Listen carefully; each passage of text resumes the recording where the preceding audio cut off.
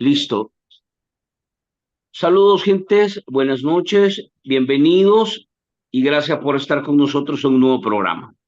Vamos ahora a tratar de hacer una revisión de varios temas, desde el enfoque jurídico, pero también desde el enfoque ciudadano.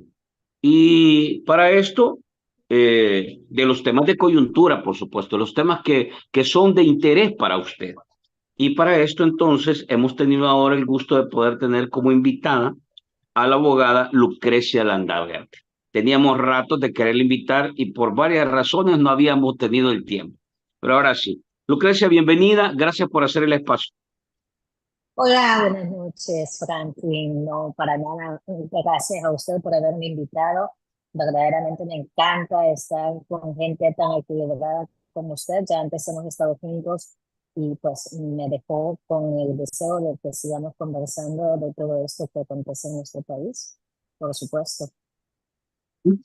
Bien, hemos tenido semanas turbulentas en el país, hablando de política y de decisiones, Lucrecia. Usted siempre ha sido una voz, digamos, potente, fuerte a la hora de tratar de ver la perspectiva de cómo se están moviendo las cosas en el país. Y este tema no es primera vez que se ha tocado. La evidente falta de transparencia, la política de opacidad y el manejo irregular de los recursos. Y ahora el terremoto se genera en la Asamblea Legislativa. ¿Cómo ve todo esto que ha estado sucediendo para no alargar, digamos, la discusión? Usted ya conoce, ya vio el nivel de cosas que hemos visto ahí. ¿Qué es lo que usted considera que está pasando en la Asamblea Legislativa y qué alcance tiene ese tipo de opacidad y manejo irregular de los recursos? Lucrecia. Pues lamentablemente me habría gustado que los focos que disentimos de la mala política de gobernabilidad o gobernanza, si es que existiera, porque la verdad es que lo que yo veo es que gobernabilidad no hay, pero esta es mi percepción como abogada, que debo advertir que no soy de ningún partido político, que jamás he estado afiliada a ninguno. Siempre hago esta advertencia porque pudiese eh, de pronto malinterpretarse de que tengo algún interés, y le cuento así de pasada. Fíjese que ayer o antier había una de esas personas que solo se dejan llevar por toda aquella publicidad del gobierno, que incluso me confundía y me ponía un nombre de una persona distinta y me señalaba y ponía una planilla diciendo de que yo había sido empleada del gobierno del frente. Primero, debo aclarar que no soy ni de izquierda, ni de derecha, ni de nada. Solo soy una abogada que intenta ser justa y equilibrada, pegada a derecho y a las leyes, ¿no? Eh, pero en todo este contexto y esta aclaración, pues le debo decir, yo habría estado encantada de haberme equivocado en todos aquellos señalamientos que siempre hizo el gobierno, aún antes de que ganara la presidencia en el primer mandato que fue constitucional. Posteriormente tenemos ya la manera de haberse elegido nuevamente y sabemos que violó totalmente la Constitución, pero además hemos visto una serie de situaciones que ya advertíamos, ya señalábamos, los más críticos del acontecer nacional, de la realidad que vivimos ahora. Y me habría encantado equivocarme, pero la verdad es que eh, esta, esta manera de interpretar cada actuación del gobierno actual y que también era el gobierno del pasado, ahora sí ya no es válido decir los de antes, porque anteriormente el quinquenio pasado ya es exclusiva responsabilidad del gobierno actual, ¿verdad? Eh, el tema es que señalábamos toda esta situación que se vislumbraba que podía suceder, el manejo discrecional de nuestros fondos, que son los impuestos que nosotros pagamos y que tanto nos cuesta ganar ese sueldito, además que no es nada del que podamos estar satisfechos, porque muy poca gente tiene trabajo formal y los demás intentan sobrevivir improvisando, siendo muy creativos para ganarse el pan de cada día.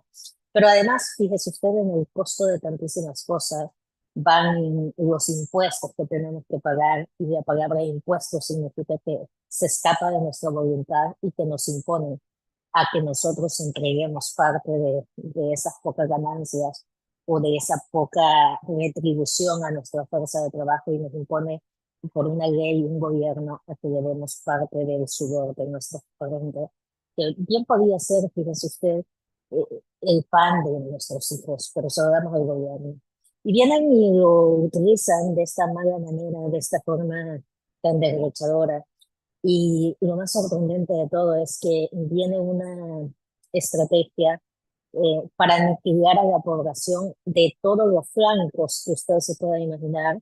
Se endurecen las leyes, se lanza un estado de excepción que de excepcionalidad no tiene nada, pero que de esta manera sí que es efectivo someter a una población y mantener a la población con miedo, al punto que quienes se ven golpeados directamente por el estado de excepción tienen miedo a hablar porque ya tienen a un familiar o más gente encarcelada y saben que el gobierno va a ser inclemente con esas personas y que les va a encarcelar por el solo hecho de manifestar todas aquellas violaciones de las que están sufriendo.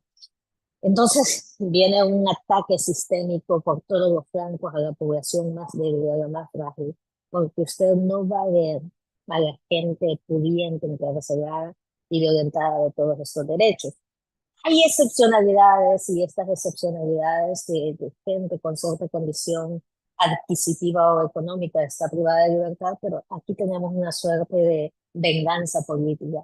Lo que jurídicamente se llama lawfare, utilizar el sistema de justicia para aniquilar a quienes considero mis enemigos políticos, ¿no? Pero con todo y todo esto, esta intro que le estoy haciendo, pues vemos de que además tenemos la gravedad de que si nosotros denunciamos a un funcionario, a un político, de toda esta eh, galopante corrupción de la que estamos siendo víctimas, viene el funcionario, además, con todo el cinismo y con toda la perversidad del sistema de manipulación, tienen a sus jueces y más, y es el que está defalcando al Estado, el que se está robando nuestros impuestos, quien nos puede denunciar, nos puede demandar y nos pueden condenar porque son sus jueces, porque es su fiscal, porque son sus funcionarios, porque son sus magistrados. Y ahora en día tenemos la alarmante situación que no se da preso el ladrón que está desfalcando las arcas del Estado, sino que el que se da preso es aquel que denuncia al ladrón. En esa posición estamos y hemos visto entonces una serie de cosas. Ya decía usted, le daba su propia definición, eh, pero vemos todo este descubrimiento que hacen eh, unos personajes que yo voy a llamar héroes, anónimos, desde el amplio aspecto digital, la complejidad que eso implica, introducirse en un sistema tan blindado donde se ha reservado toda la información porque saben que ahí son frágiles, porque saben todo lo que están haciendo y porque saben que se están aprovechando de la población, pero además utilizando el sistema jurídico para que nadie pueda alzar la voz, para que usted o yo, que nos atrevemos a señalar todo esto, en cualquier momento incluso nos inventen un delito y nos metan en los cárceles. Así de impresionante está el panorama ahora. La gente más vulnerable no puede quejarse de lo que está pasando, y por si eso no fuera suficiente ya, el gobierno actual, lo voy a llamar así, la cabeza del gobierno actual, me cuesta llamar presidente a una persona que se eligió pisoteando la Constitución y nuestro ordenamiento jurídico, pero este señor que ahora encabeza el ejecutivo del gobierno actual les hace levantar la mano y además jurar y prometer que ni siquiera se van a quejar de todo eso. Y pobre de aquel que se queje de todo lo que está pasando, o que revele toda aquella situación que está fuera de la ley, ¿verdad? Porque ese va a ser perseguido y ajusticiado por esos delincuentes con poder. ¿Se lo dice quién? Una abogada que además está siendo procesada por el simple hecho de presentar un caso delicado en un momento de emergencia y pues como una estrategia vengativa, pues también me abren un proceso para ver si de esta manera me suspenden de abogado. Y vemos un Sí. sistema tan corrupto que incluso me encuentro hace solo 2 días atrás o 3 a una jueza que me dice, yo ya la conozco a usted, aunque esta señora jamás haya tenido un caso conmigo, pero sabe de que en el corte, por esto es noticia, ha sido noticia, me están procesando por ser la abogada que auxilia a la familia del señor Alejandro Mason, que ya sabemos todos la historia, que en un primer momento es el súper amigo del hombre que hoy encabeza el ejecutivo, y que además lo asesinen, ¿verdad? Que esta ha sido mi postura, que yo misma lo he señalado conforme a la evidencia que se ha visto y a la forma en que se ha manejado este caso, un silencio total, un silencio Ujú. ensordecedor de un gobierno que además tiene a esta persona como una persona clave dentro del funcionamiento de la gobernabilidad, puesto que era un asesor de seguridad nacional. Sí. Entonces, vemos todos estos contrastes y vemos que aquel que se atreva a desvelar todo lo que está pasando, lo van a justiciar de esa manera. ¿Y quiénes nos van a juzgar? Gente que solo son tontos útiles del sistema y que son los verdugos que van a utilizar, aún cometiendo delitos, estos verdugos de falsedad documental y demás. Y entonces vemos todo esto y empezamos a analizar.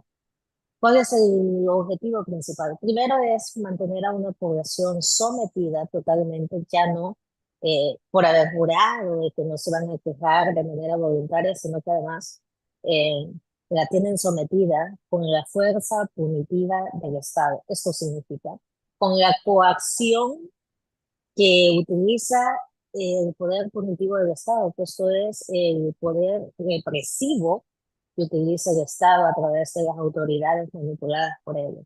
Entonces es bien preocupante. El panorama es tan preocupante, la inseguridad de la población es tan fuerte, tan potente, que si antes huían de los pandilleros, ahora la gente Ujú. huye de los abusos de estos, que muchos de ellos son delincuentes con un poder impresionante porque son quienes nos gobiernan. Esto no lo digo yo, lo decía el mismo ex asesor de seguridad nacional que empieza a revelar que hay delincuentes dentro de la Asamblea Legislativa y que unos hackeractivistas lo llaman de ciberinteligencia nos revelan que la corrupción ahí es una cosa impresionante, impresionante. Y vemos la conducta de estos mafiosos que malamente se les llama legisladores, pero que llegan únicamente a echar botones, que en unos momentos de toda esa retórica que utilizan, de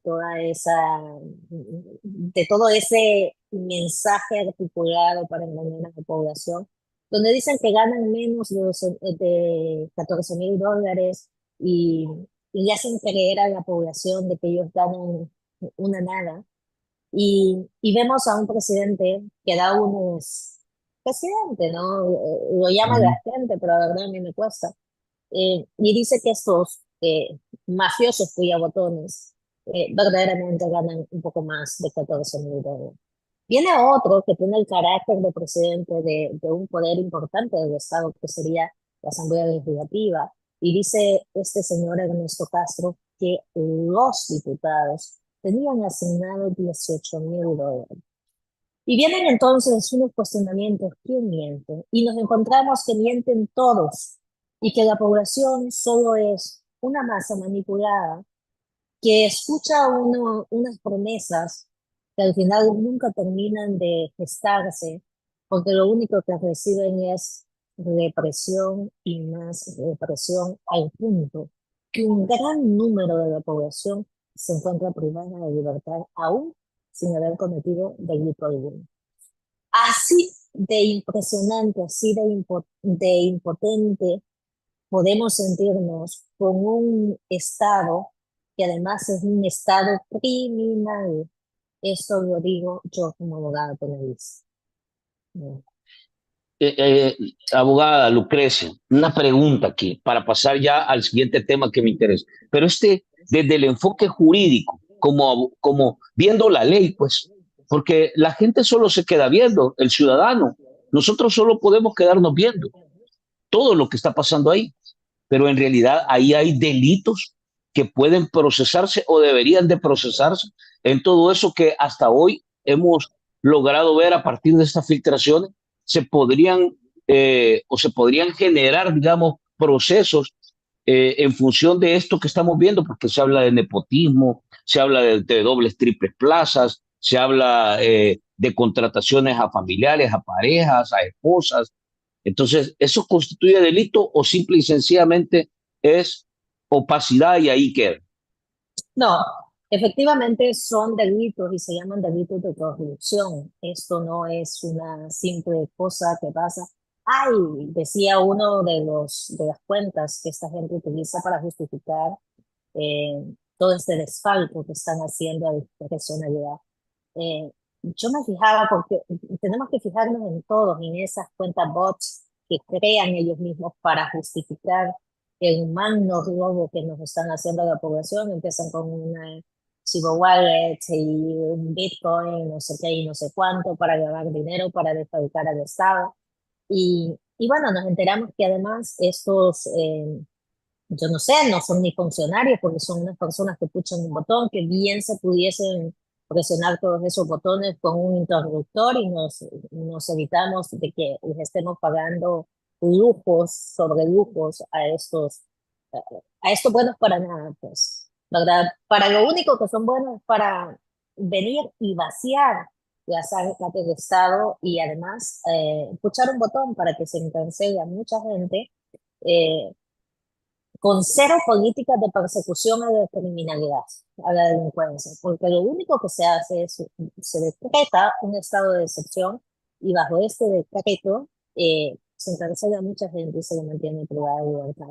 Ya usted Ujú. y yo y la población en general habremos escuchado tantísimas historias de gente que ha quedado libre, que ha sido, que es inocente, por supuesto, Mm. de lo grave que significa que todas estas personas que jamás han cometido delito alguno les encarcelen sin ninguna investigación efectiva. La verdad es, vea usted, que hay muchos delitos que se pudieran perseguir, empezando por esos crímenes de lesa humanidad que cometen los botones, porque cuando ellos cuyan el botón, que ya decía yo, podemos evitarnos pagar todo eso, le ponemos un switch al presidente ahí en su escritorio para que ni se mueva y pucha todos los botones y ya está, De ¿verdad? un solo. De una vez y no necesita ese montón de gente prepotente, vulgar, a la que le estamos pagando Ujú. tantísimos privilegios, cuando tenemos una población con unas necesidades extremas, desempleada, el alto costo de la comida, ya usted sabe que incluso se habla de que las verduras están por unos precios verdaderamente increíbles, los precios de la comida están por las nubes, la gente desempleada, la crisis que ha generado que encarcelen a tantísimos inocentes, porque además los familiares de estos inocentes viven una extorsión permanente. Fíjese usted, de todo este aparataje amalgamado precisamente para destruir a la población.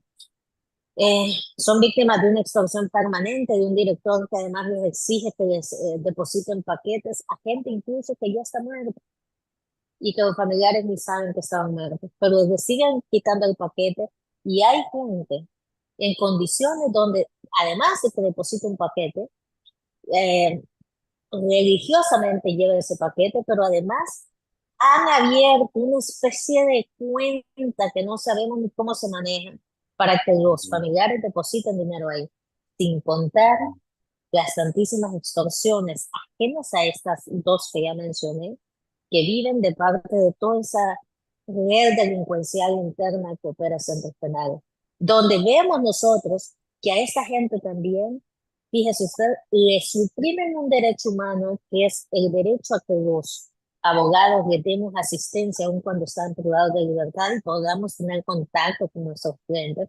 Pero además, y olvidémonos del derecho que tienen a la asistencia técnica nuestra. pero además le violentan el derecho humano a recibir visitas de sus familiares y el derecho a los familiares también contrapuesto de saber en qué condiciones están esos privados de libertad que además no han sido declarados culpables.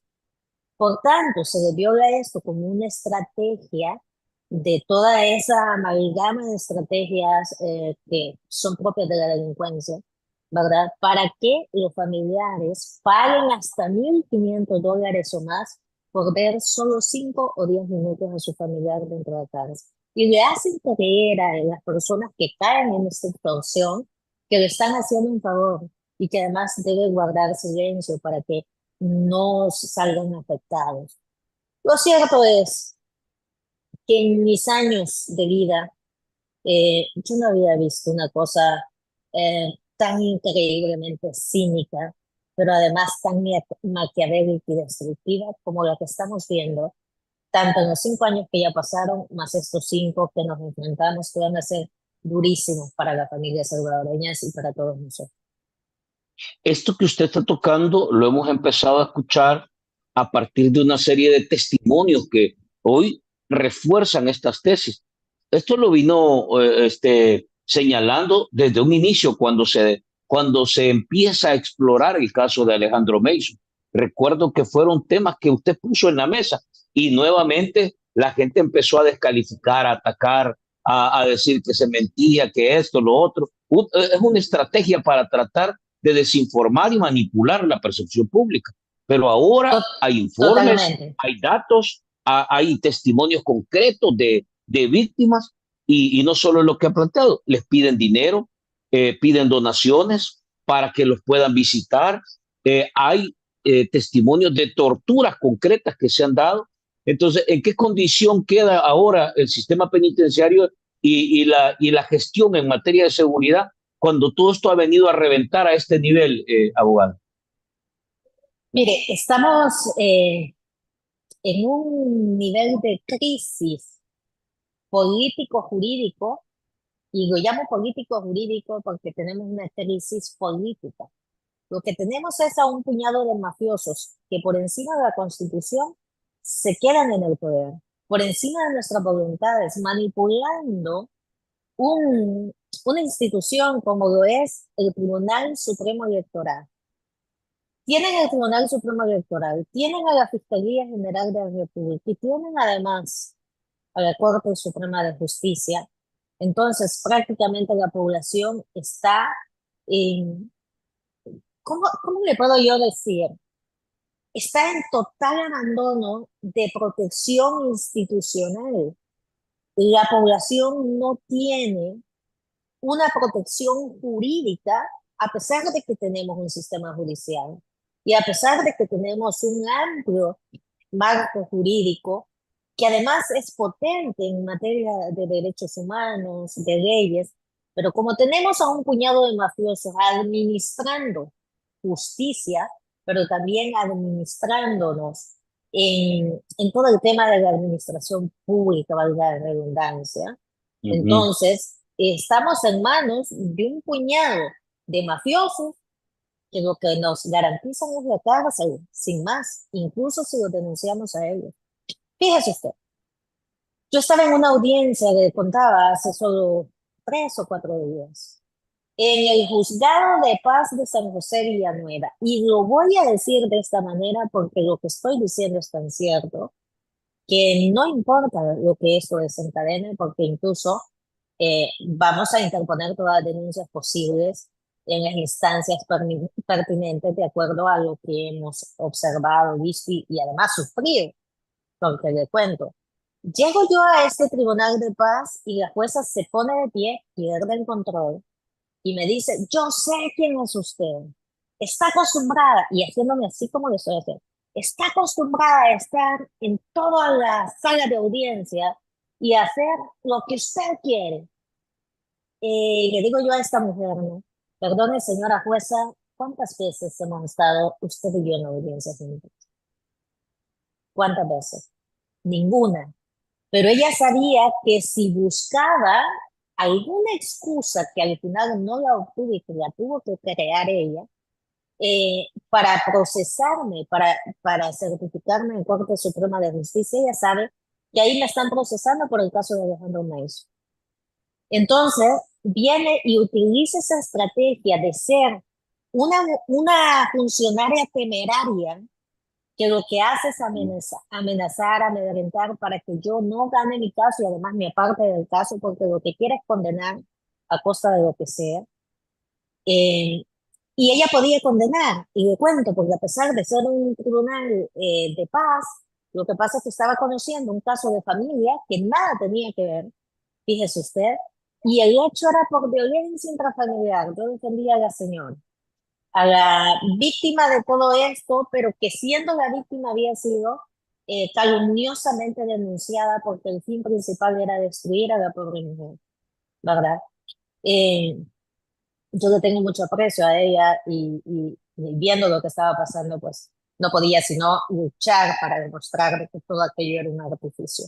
Pero esta señora que estaba juzgando seguía instrucciones de un abogado de la contraparte y seguía al pie de la letra de ese libreto al punto de llegar a insultarme. Entonces, vemos que este tipo de gente con estos comportamientos bestiales administran justicia y que van a pasar por encima de la dignidad de cualquier persona y por encima de los derechos de cualquier persona, porque no alcanzan a separar los niveles de bestialidad que desembocan con la justicia que están administrando. Al punto de cuento que esta misma señora pone a una testigo de espalda, dándome de espalda a mí que yo la tenía que interrogar.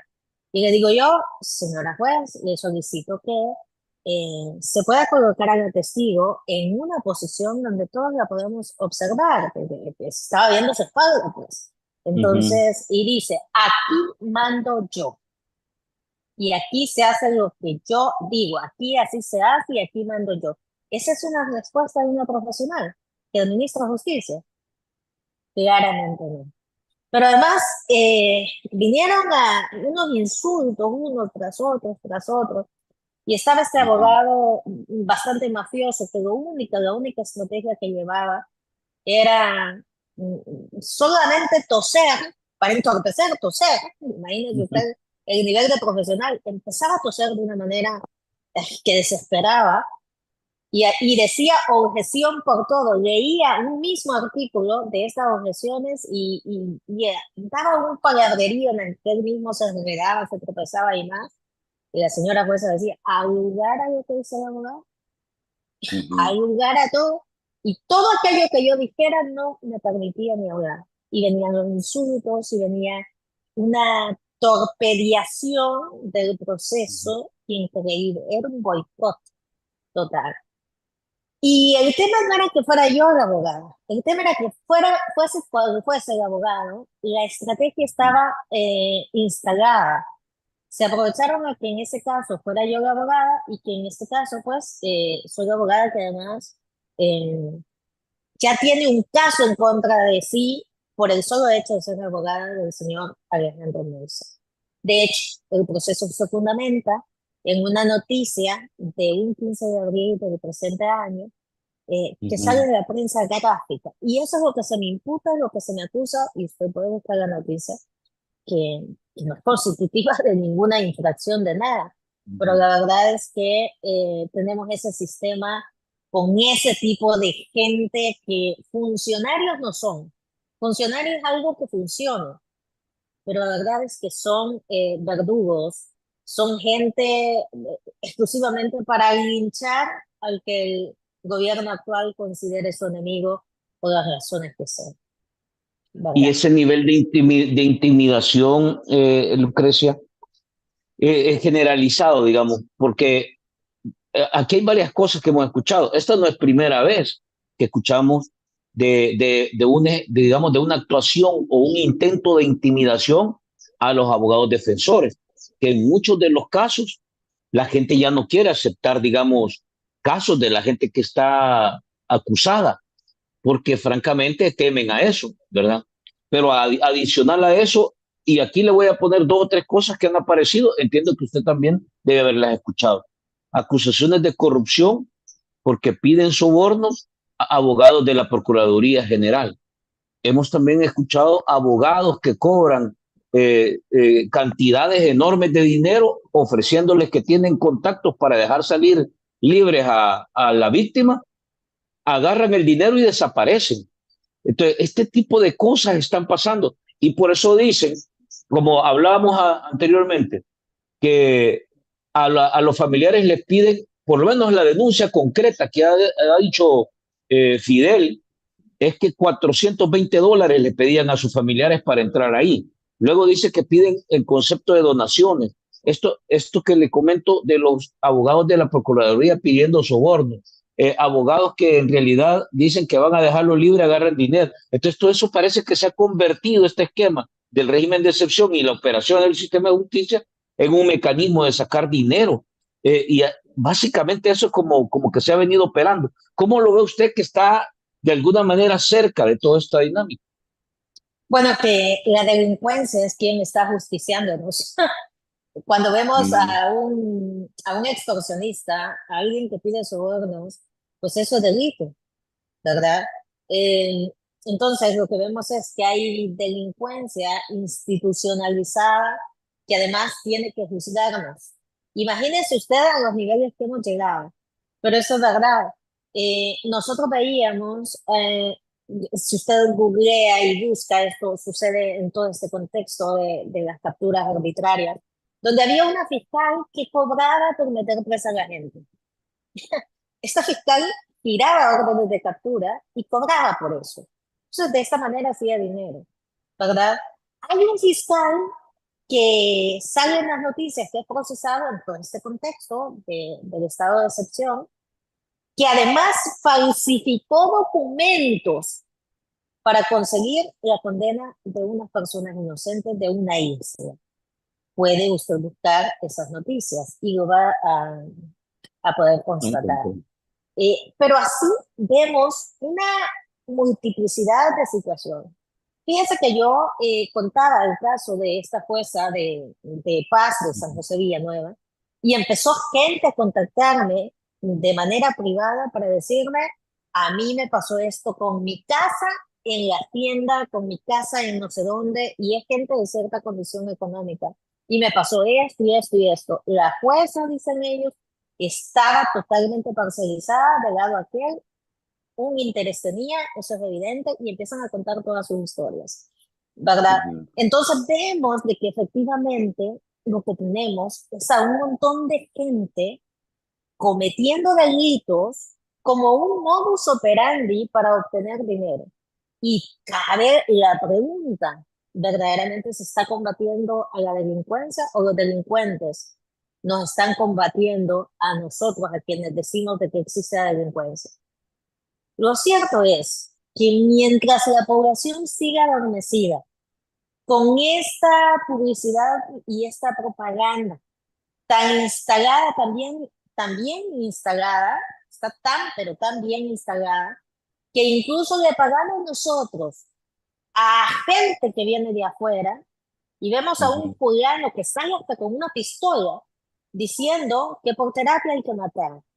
Y este fulano es un venezolano que está en nuestro país, que nosotros le pagamos sus privilegios con nuestros impuestos y además viene a hacer apología del delito mostrando un arma, que eso es delito. Usted no puede salir con un arma, lo van a traer y lo capturan. Este sujeto sale con un arma, Eduardo Meloni, una cosa así se llama el sujeto, ¿no? Sale con un arma y nosotros le pagamos todo eso y le dan residencia al hombre aquí. ¿Qué estamos haciendo? ¿Estamos verdaderamente combatiendo la delincuencia o estamos importando delincuentes para nuestro país como si ya no tuviésemos suficientes? Y viene una serie de preguntas. Y por esto que yo acabo de decir, este señor delincuente puede venir hasta denunciarme. Y sabe que él quedaría como víctima para el sistema y yo como la mala, porque dije que hemos importado un delincuente que estaba enseñando un arma y que estaba diciendo que matemos a la gente. Entonces, verdaderamente, eso es lo que tenemos, ¿verdad? Yo, por supuesto, cuando hago estos señalamientos, a lo que me puedo atener, a las Ujú, consecuencias de mi propia valentía de poder denunciar a todos estos delincuentes que están manejando nuestra vida, porque la manejan. Mire, el gobierno nos dice qué y cómo hacer las cosas, y si no las hacemos así, nos mete preso, sí. ¿verdad? Definitivamente. El gobierno nos impone a que nos callemos, a que no digamos todas estas cosas. Y si nosotros señalamos, nos abren procesos. Yo ya tengo los procesos, va, Ujú. porque señalo lo que señalo. Eh, la verdad es que cuando nosotros entendamos la diferencia entre ser prudentes y ser cobardes, vamos a Ujú. entender de que callar ante todo lo que está pasando no es prudencia, es cobardía. Y yo le Vamos a invito a ver. todos los que puedan ver esto después, que si tienen miedo y no tienen otra cosa que perder, además, y si ya lo han perdido todo, bueno, buena ganancia sería que al igual que yo, también pierdan el miedo. Si ya nos Ujú. quitaron todo, ahora que nos quitemos el miedo, sería fantástico, fabuloso, para que sigamos denunciando todo esto y que Ujú. ojalá a corto plazo esa gente que le va a chillar la tripa, que va a tener hambre, que va a tener necesidades y que solo viendo esos videitos editados y esas Ujú. cadenas nacionales que hace un gobierno que les promete que va a combatir a la corrupción, pero los tiene ahí metidos en el poder, pues cuando esa gente sea premiada por el hambre, por tantas necesidades y más, pueda de alguna manera exigir un cambio en nuestro país y sean parte de ese cambio. Ojalá y esto se pueda hacer y que yo lo pueda ver estando viva, porque la verdad es que estamos tan vulnerables que nos puede Hay que pasar protegernos casi que todos. cualquier cosa, ¿no? Hay que Casi que cualquier protegernos cosa. ahora todos. Hay que protegernos ahora todos. Porque en realidad eh, tiene razón lo que he dicho ahora. Y digo porque lo hemos recibido las denuncias, las hemos estado viendo. O sea, ya no se puede tapar eso, ya es imposible taparlo. Quiero pedirle a los que nos están viendo, a la comunidad, que me manden sus preguntas. Vamos a compartirle un par de preguntas a la abogada Lucrecia Landaverde, aprovechando la que está con nosotros ahora. Solo me quedan dos preguntas que quiero hacerle de mi parte y luego nos vamos con los comentarios y las preguntas. Hay varias gente que le está mandando saludos, que la felicita, Gracias, que reconoce la gracias. valentía, pero vamos a ver, hay una iniciativa para reformar eh, digamos, una nueva reforma al sistema de ley que tiene que ver con la detención preventiva y con otros aspectos. ¿Cómo se ve desde la parte jurídica como abogada? ¿Qué pretende? ¿Cuál es el propósito de estas reformas? Y en realidad, ¿cómo puede impactar en positivo o en negativo, digamos, tomando en cuenta la condición en que está el sistema de justicia en este momento? En estas reformas penales no hay nada positivo. Todo es preocupante. Lo que está proponiendo el fiscal general es lo siguiente. A través, por supuesto, de estos que pillan los botones y que hacen todo con dispensa de trámite, sin ningún análisis, porque además no es gente capaz de hacer un análisis, ni siquiera tienen capacidad de tomar decisiones. Son simples robots que tienen que puchar un botón y por eso ganan muchísimos miles de dólares mensuales. Y además le dan el beneficio de tener hasta unas damas de compañía bailándoles en la noche ahí en la Asamblea Legislativa. Eso es lo que ha quedado descubierto, no es que yo me lo esté inventando, ni que yo quiera ser una vulgar u ordinaria. Son ellos los vulgares y ordinarios, esto ha quedado descubierto. Entonces, vea, eh, el fiscal da una explicación, entre comillas, técnica, y lo que pide es que las penas se hagan más grandes para delitos que no son tan significativos. Lo que al final comprenden todas estas reformas es cabalmente eh, el amedrentamiento para llegar al sometimiento de toda una población. Porque además tenemos que cualquiera puede denunciar de manera calumniosa a otro por una llamada anónima. o incluso sin la existencia de la llamada anónima, le pueden denunciar a usted, se lo llevan preso, dicen que recibieron una llamada anónima y que compruebe lo contrario si ni siquiera le permiten comprobar nada.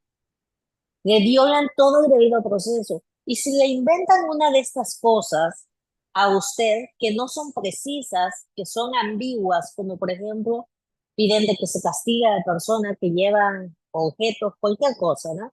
En su vehículo, si no demuestra la legítima procedencia, que tenemos que entender que son los documentos que demuestran esa legítima procedencia, si el que lo va a parar a usted y el que lo va a encarcelar en un primer momento son los policías y muchos de ellos no tienen ni siquiera un nivel académico.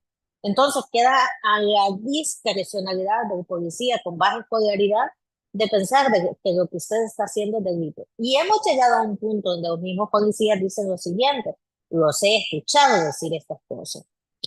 Bueno, mire, aquí lo vamos a capturar, ahí demuestre eso ante el juez. Ajá, y a usted lo meten 2 años consecutivos preso. Hay gente que tiene más de 2 años preso, sin derecho ni a detenerse, ya para entonces le han destruido la vida. Y más adelante usted se encuentra con un fiscal como el que procesaron. Esta es una noticia que pueden constatar quienes vean esto ahora o en diferido, pero había un fiscal que hasta falsificaba documentos para conseguir condenas. Y si nos encontramos este tipo de gente operando en el sistema judicial, ¿qué le espera a ese pobre que un policía malintencionado, de baja escolaridad, además decide que usted ha cometido un delito y lo decide él, aunque usted no haya hecho nada delictivo? Le van a destruir su vida. Entonces, tenemos algo muy preocupante, pero además, dentro de todas estas reformas al Código Penal y Procesal Penal, pues son penales. Eh, Le traigo a usted el tiempo de la detención provisional que le dice en una explicación, entre comillas, técnica. La verdad es que es la idea más maquiavélica que yo he visto en el sentido de mantener a una persona encarcelada aun cuando no ha sido condenada. Y le dicen a ustedes de que de que ellos proponen que como hay muchos casos y no se han hecho audiencias por la cantidad de procesos, de hecho esta explicación tienen ellos, pues entonces que se le amplíe la detención provisional, porque como no alcanzan a sacar todos esos casos, usted va a pagar, además con cárcel, el hecho que lo hayan detenido de manera arbitraria. Como está saturado el sistema, entonces simplemente le duplicamos la detención, ya tiene 2 años, pero como no lo podemos hacer, ni ver el proceso a las ya, porque tenemos tanta gente que procesar, entonces le ampliamos la detención y hay que se friegue. Y le dicen lo siguiente, si el delito tiene, le traigo una cuenta, solo para que me entienda de qué va esta Sí. modificación al Código Procesal. Si el delito tuviese 25 años de pena, o 30, si tuviese 30 años de pena, de condena, aún siendo inocente usted, pero como tiene 30 años, la detención provisional puede ser hasta la mitad de la pena. O sea, puede pasar 15 años preso. Y si después el sistema dice que usted es inocente, ¿quién le paga toda esa vida en el cárcel? Ujú. En el hipotético caso que sale vivo, ¿quién le paga la destrucción de toda su familia? ¿Quién? Verdaderamente, todo esto que están proponiendo es una cosa tan maquiavélica, tan nunca antes vista, tan inconcebible, pero los que están dentro del poder judicial, como del poder político que hoy nos gobierna, lo aplauden y lo ven bien, porque ni siquiera ellos saben cómo salir de todo este desgenere de capturas arbitrarias que han hecho y solo ven la salida manteniendo a la gente encarcelada, porque ni siquiera pueden llevar a cabo una investigación en los plazos que el ordenamiento jurídico ya nos establecía, en un plazo de 6 meses o de 12, en el caso que se duplicaba, pero necesitaron ampliar esos plazos hasta 2 años, que es lo que hacen, más de 2 años que una gente privada de libertad. Miren, en un caso, yo pedí que se admitieran testigos a favor de mi defendido.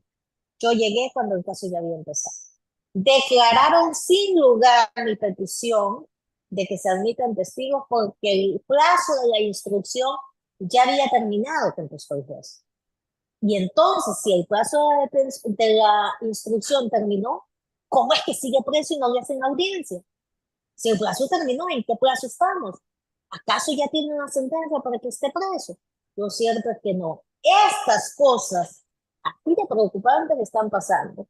Mire usted, le dicen el plazo de ley de la instrucción ya pasó, entonces no puede ofertar testigos a favor de la persona. Ah, no puedo demostrar entonces que es inocente. No. Y entonces, si ya pasó el plazo, ¿por qué no lo dejan en libertad? ¿Por qué no? O sea, entonces ve usted que verdaderamente se ha pervertido tanto y que es una locura y que es una vergüenza. Yo no sé cómo los profesores en las universidades les enseñan derecho a los estudiantes ahora. Si no hay derecho, si todo es una cosa asquerosa, verdaderamente asquerosa. El proceso penal es un desastre. Y los que deciden, no tiene usted idea, pero hay tribunales donde hay jueces menores de 30 años, sin instrucción notoria, sin experiencia, y cuando un abogado entrenadísimo, especializado con maestrías, con doctorados en derecho penal fuera del país, llega y les habla de esto, no le entienden ni de qué está hablando el abogado, pero eso tienen que decidir. Y como además tienen el poder absoluto, aunque sean ignorantes y quieren quedar bien con quien los puso ahí, entonces condenan a los inocentes, ¿verdad? Es una cosa preocupante, pero la gente, como está enamorada de los políticos, y así se enamoran siempre de los políticos de turno, lo aplauden. Y la misma población avala todas estas detenciones arbitrarias y avala y aprueba que se condene gente inocente.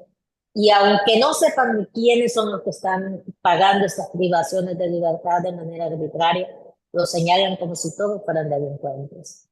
Es triste, es preocupante, Tremendo. y soy bien honesta, como abogada a veces me siento impotente, decepcionada, a veces yo no sé si vale la pena seguir luchando y defendiendo a esta gente, o si nosotros dejamos y que pase lo que tenga que pasar.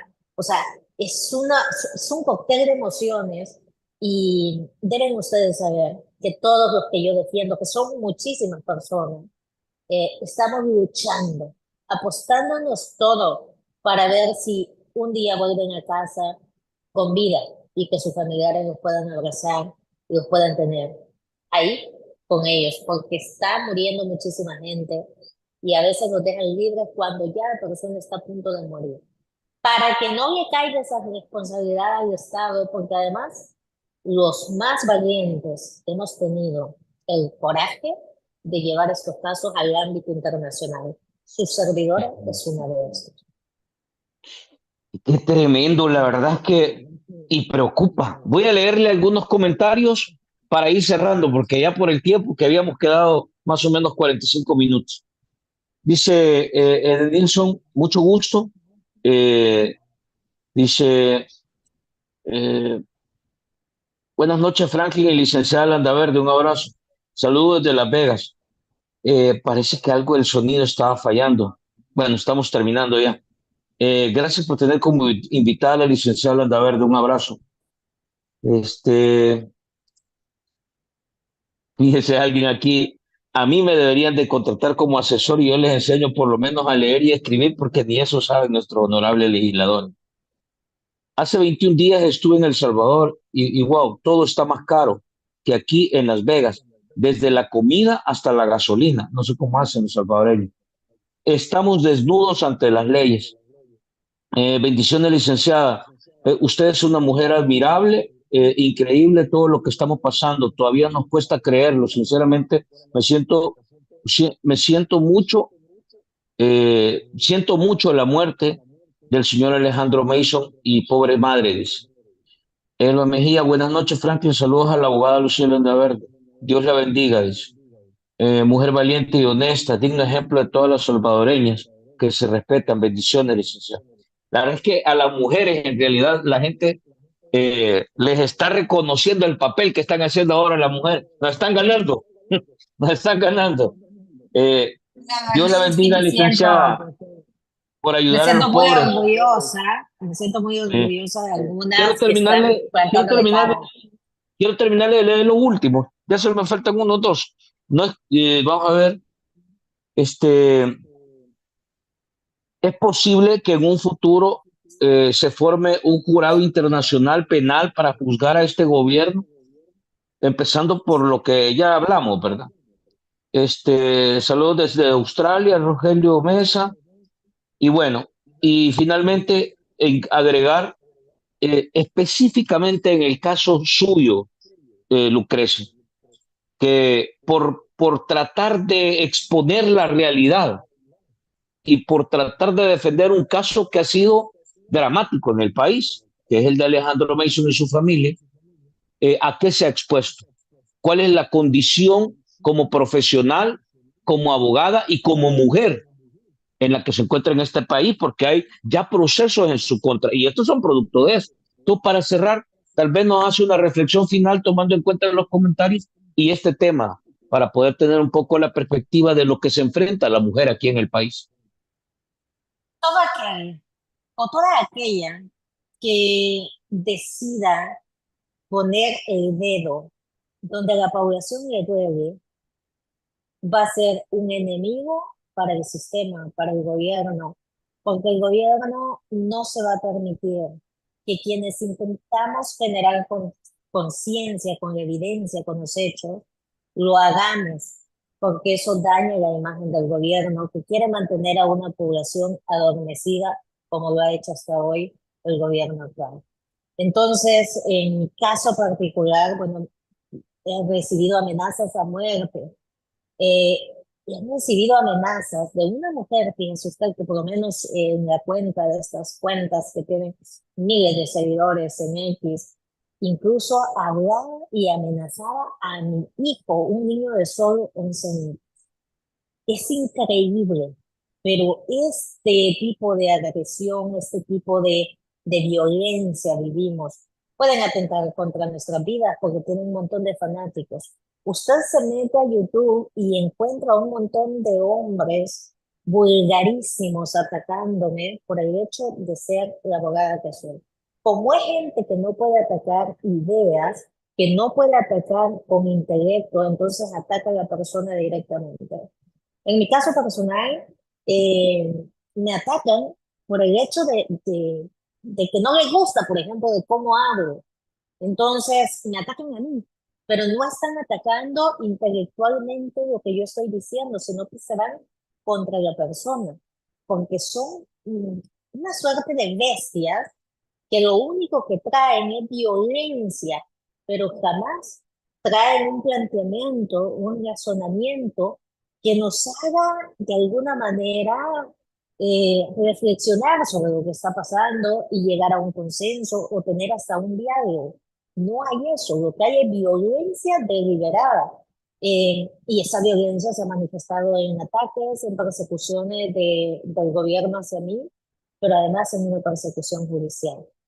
Aquí puede pasar de todo, desde la amenaza a muerte hasta que me encarcelen inventándome un delito más grave, además de suspenderme de abogada. Puede pasar cualquier cosa. Para ser franca, si a mí me preguntaran si con todo lo que estoy viviendo, si pudiera retroceder al pasado, si volviera a auxiliar a la mamá de Alejandro en el momento en que tienen el cadáver, no se puede hacer nada con este cadáver, yo le diría 10 veces más, si es posible, le vuelvo a ayudar. Porque la verdad es que aquí o somos cobardes y nos sometemos o intentamos ser distintos, agentes de cambio, agentes que vamos a luchar por nuestra libertad.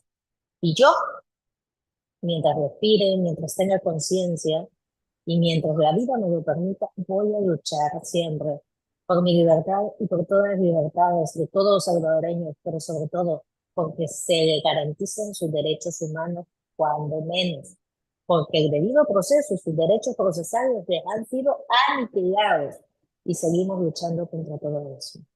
así me despido yo, así termino yo. Franklin, muchísimas gracias por haberme invitado y Sí. por supuesto, por tenerme toda esta paciencia y ser usted tan flexible conmigo porque es tan limitado mi tiempo, es tan difícil, pero Sí. estoy muy agradecida y le mando un abrazo.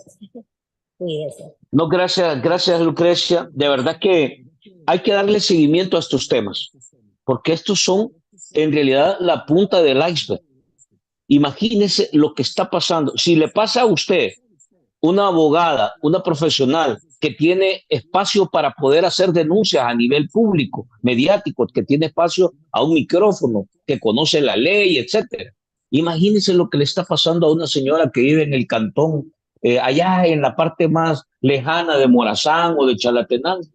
No tiene opción. Ellos no pueden resolver, simple y sencillamente están condenados a lo que la institucionalidad se les ocurra. Eso es lo preocupante. Entonces, por eso es que estos casos, y le voy a ser franco, las voces como la suya, así como otras mujeres que están participando en este momento, eh, fortalecen en realidad la valentía de otros que todavía tienen miedo, pero que tienen mucho que decir. Y por ejemplo, estos testimonios que hemos escuchado de víctimas que eran inocentes, que fueron capturadas y metidas a los penales y que ahora han salido y que tienen la valentía también de comentarlo y compartirlo con el pueblo.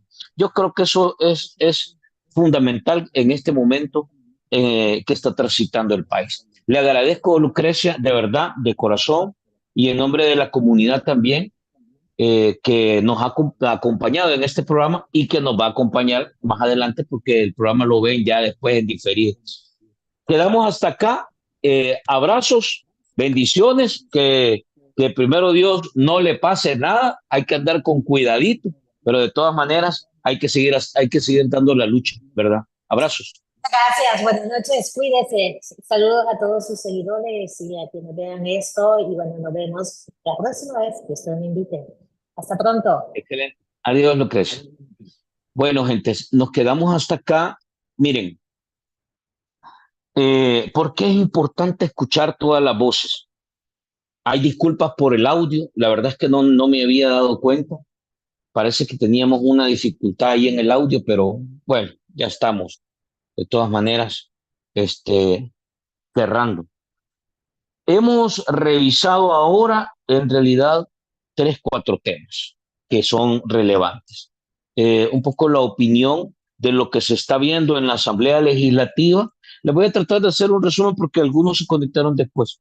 Todo este tema de la falta de transparencia, de la opacidad, del silencio de los diputados sobre todo este tema de la piñata con las plazas. Y lo que dice la abogada Lucrecia Landaverde es que esto en realidad es un delito, que se puede en realidad construir un proceso para poder empezar si tuviéramos un sistema de justicia funcional.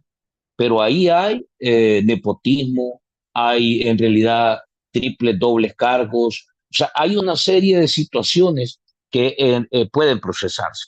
Segundo, hemos visto desde la perspectiva de la abogada también cómo se ve este tema de las denuncias y testimonios sobre torturas en los centros penales y respeto a los derechos humanos y toda la agenda de denuncias que se ha montado en materia de organizaciones que están vigilando los derechos humanos.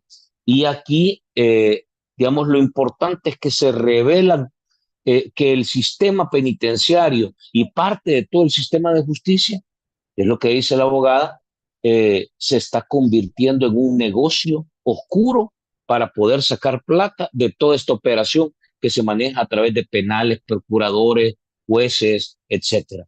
Eso es un tema que no lo habíamos identificado. Esto es nuevo.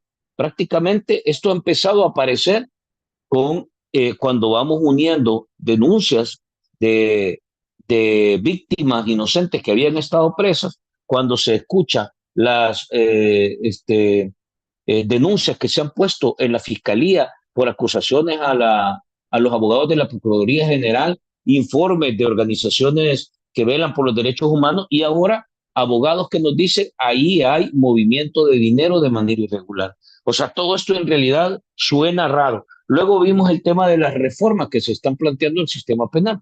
Y lo que dice la abogada es que nada de lo que está puesto ahí en realidad es el beneficio del sistema de justicia.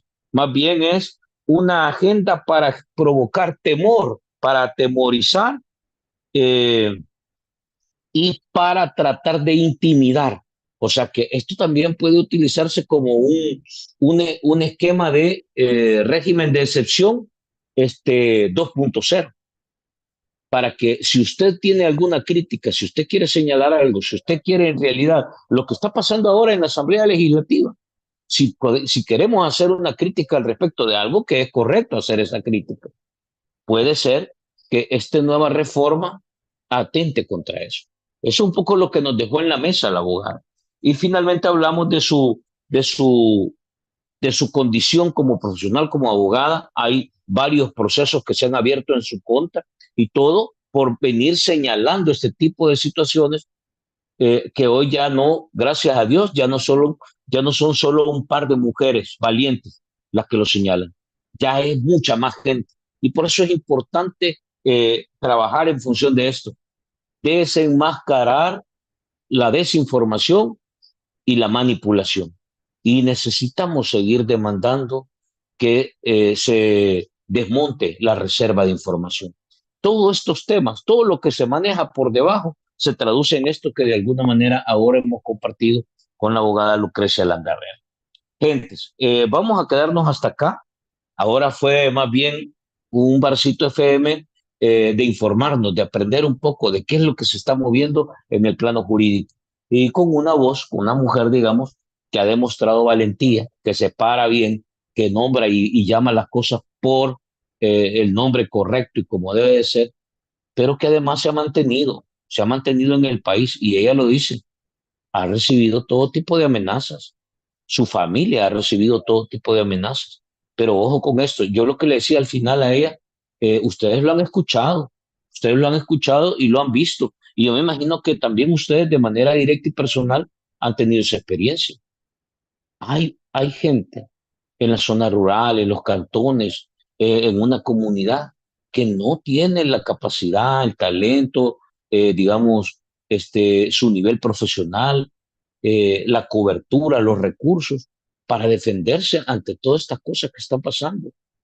Y francamente ahí muy poco sabemos todavía, pero hay gente que está pasando situaciones bien críticas por un sistema de seguridad y un sistema de justicia que está actuando a todas luces, por todo lo que hemos visto, arbitrariamente.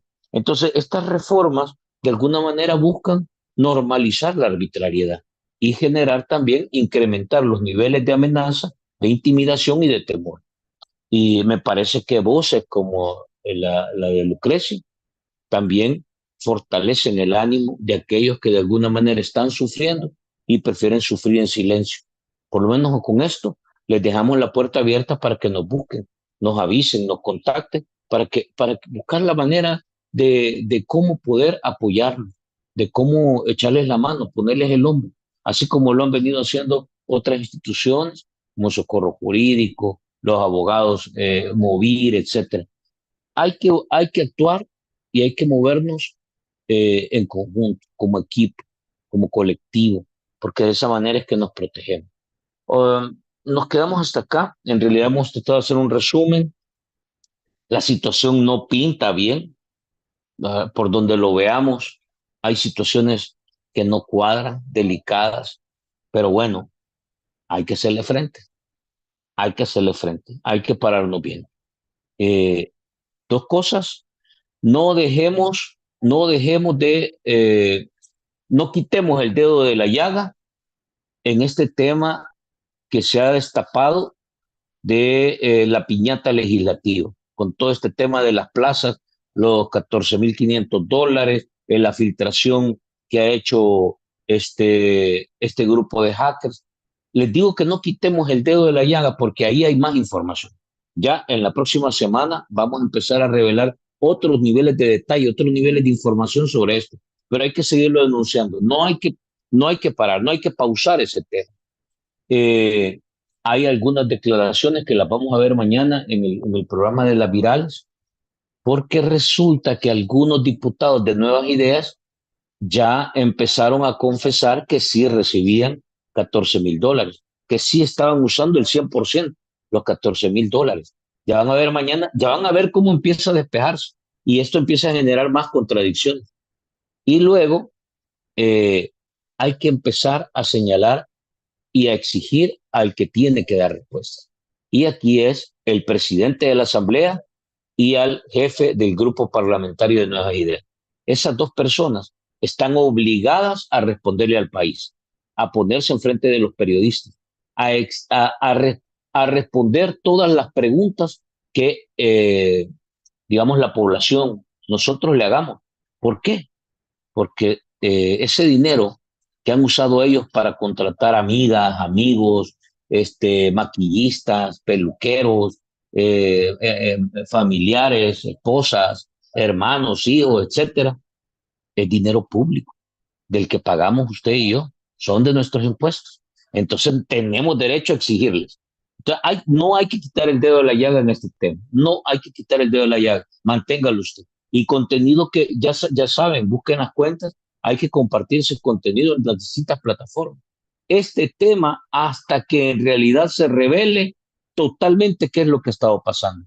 Y luego el otro tema es que yo sí creo, y esto lo hemos venido conversando con varias gente de medios, con algunos periodistas, de que el, digamos, la proyección, la sospecha de que a nivel del aparato de gobierno, si este mismo esquema de corrupción se está dando, ahí sí nos vamos a sorprender.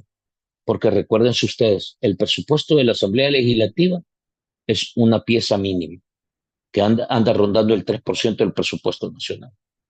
Cuando veamos lo que está pasando en el Ministerio de Agricultura, en el Ministerio de Salud, cuando veamos lo que está pasando en obras públicas, cuando veamos lo que está pasando en la DOM, en esa constructora de El Salvador, todo eso, toda esa información, eh, ahí por ahí nos ha llegado de que se va a destapar. Así que esta situación viene caliente, hay que mantener el dedo en la llaga, hay que seguir haciendo conciencia y reflexión de que en realidad la voz de la ciudadanía es lo que debe medir y poner las reglas. Miren ustedes a los diputados arrinconados, sin decir ni pío, callados, humillados, avergonzados, porque saben que lo que están haciendo no es correcto. ¿Ya? Ahora tenían que haber elegido a los magistrados del Tribunal Supremo Electoral. Se fueron de vacaciones sin nombrarlos, teniendo asesores, teniendo asistente, asistente de asistente y asistente que es asistente del asistente.